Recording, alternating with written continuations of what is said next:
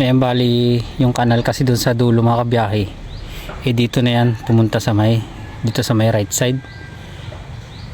Ayan, tapos dumiretso yan dito.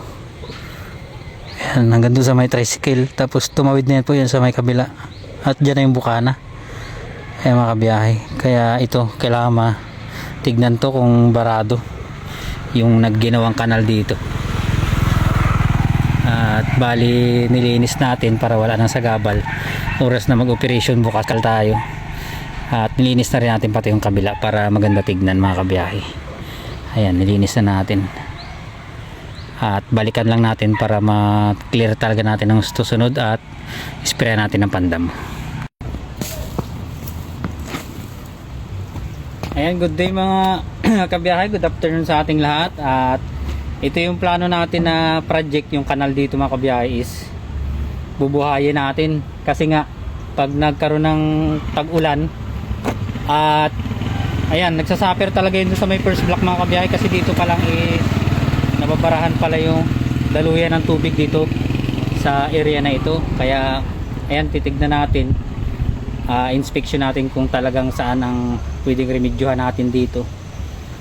Siyempre clearing muna natin para mas madali yung trabaho mga kabiyahe at madali yung operation. Ayan, subukan natin i-clearing to yung buong area dito kabilaan para pag nag-operation na tayo dito ng bukas kanal na tinatawag natin ay madali-dali na lang para sa atin. Yan, thank you at birahin natin itong mga kabiyahe habang maaga pa.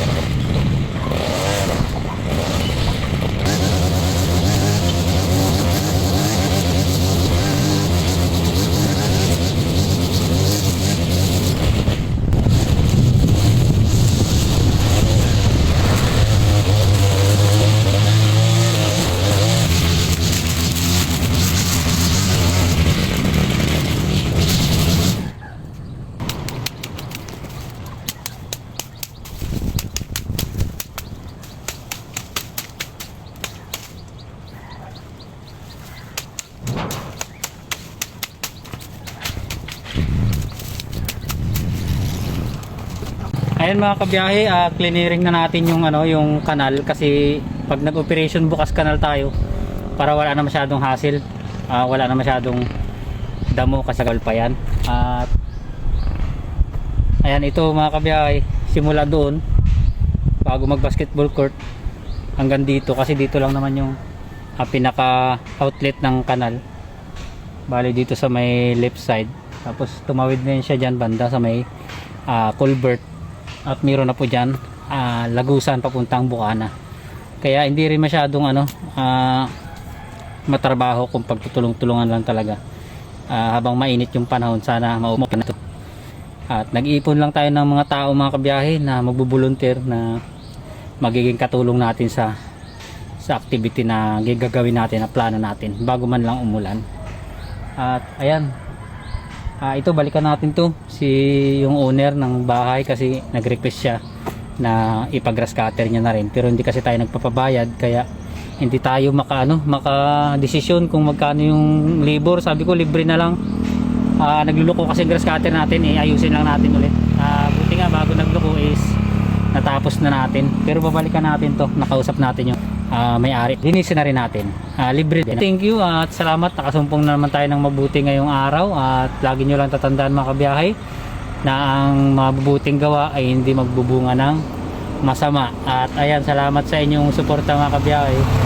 At kung hindi dahil sa inyo mga activity na to, pinapapalakas ng loob ko. At salamat sa pag-follow nyo at sa panonood ng ating mga content, mga activity. Ayan, salamat po sa Diyos at mabuhay po tayong lahat.